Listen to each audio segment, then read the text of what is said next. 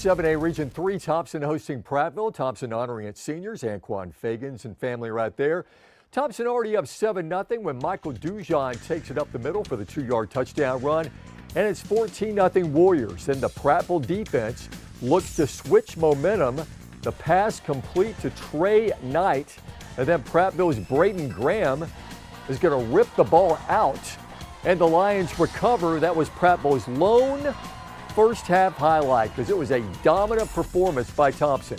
Trent Seaborn finds Angel Jones in the back of the end zone, 21-0 in the second quarter. Then Thompson threatening again. Trent Seaborn hits Darian Mosley for his second touchdown of the half. Thompson scored 5 touchdowns in the first half, but the best was the one that didn't count. Trent Seaborn is going to scramble and then throw on the run. Great contested catch by Price Lewis in the end zone. Through the contact, the referees rule it incomplete, but just too pretty to leave out of the highlight. Thompson wins 42-7.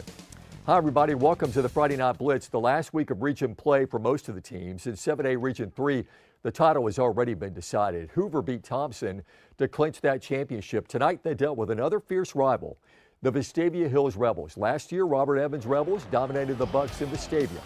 Tonight's game at the Met. And early on, the Rebels would turn a Hoover turnover into points. Carson Mann takes the pitch, goes 40 yards, 7-0 Vestavia. But Hoover would answer. A.J. Allen, the senior tailback, rumbles 27 yards to the crib, and it's tied at 7. And how about this play from Vestavia? The old halfback pass, Carson Purdy to Luke Stubbs, 29 yards, and the Rebels were up 14-10. Now under a minute to play in the first half, the Hoover D gets a score. Justin Hartley with the 50-yard pick six, and Hoover was up 24-14 at the half. Second half action, and the Bucks just took this thing over. First and goal from the 3. Jabari Mosley Jr. is in, 31-14 Buccaneers. Then after another Rebel turnover, Mac Beeson finds Amari Towns. 6'6 junior makes the snag. Hoover wins 38-20. Perfect region record, an 8-2 regular season record. No, I'm pleased. I mean, we made a handful of mistakes in the first half, hurting ourselves with penalties and turnovers right there. But ultimately, at the end of the day, our offensive line kind of wore them out a little bit, pushed. The line of scrimmage was changed every single down, so real proud of the guys. Mac had some real timely throws. Receivers blocked well down the field, so happy about their performance and defense as well. It's huge. It's huge. I was made very clear by the community that this was the big rivalry, not necessarily last week. So happy for our community, happy for the city of Hoover coming out with a big win.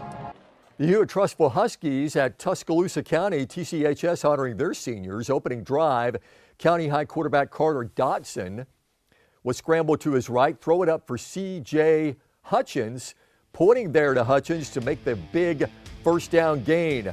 And then Hewitt-Trussville driving down the field. Quarterback Ethan Dabney will keep it himself for a 7-yard touchdown. Huskies go up 7-0.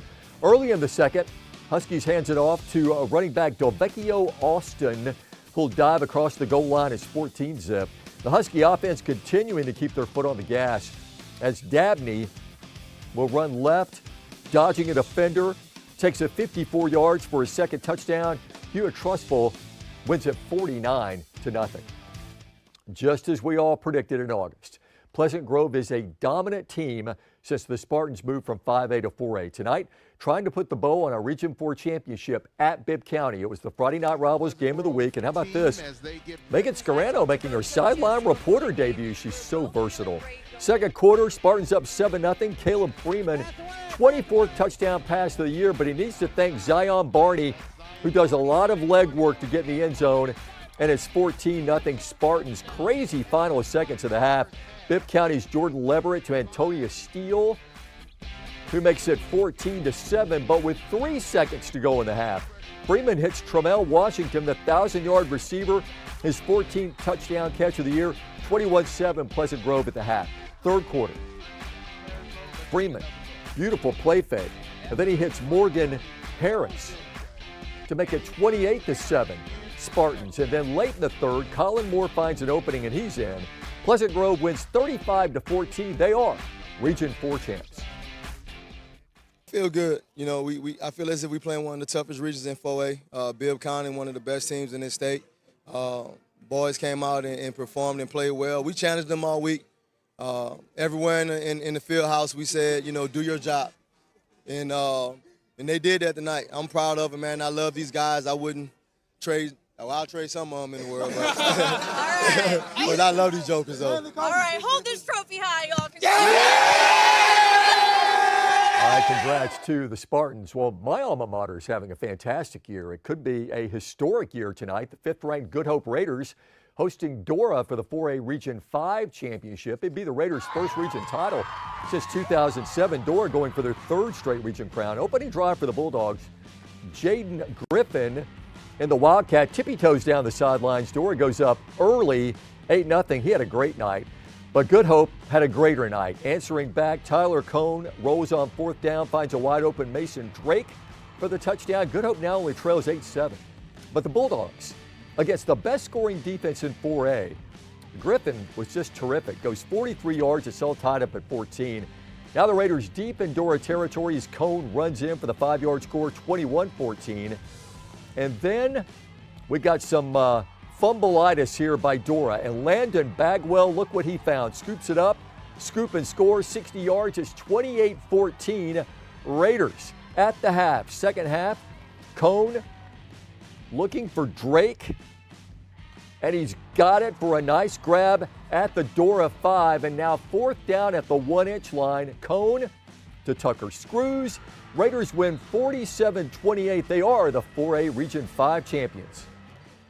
The way they fought tonight, man, you know, defense gave up some points, which we really hadn't all year, but they fought through the adversity and they played their tails off. And this community should be very, very proud of these guys and what they've done. I mean, it's everything, you know. I mean, you fight all year long, you set these goals to try to be the region champs, and when it actually happens, I mean, it's just unbelievable. My first one in my coaching career. Obviously, man, it's a great feeling, man. Coach Scott, man, he is a dog. We love that guy. He put us in the right positions to make the right plays. All glory to God, and heads up to that guy right over there. Hey, congrats to the Raiders. Coming up on the Blitz, another region title game involving a former Crimson Tider. And the Leeds Green Wave, number 2 seed secure, sharpening their skills for the playoff. Highlights of their game with Pelham coming up next.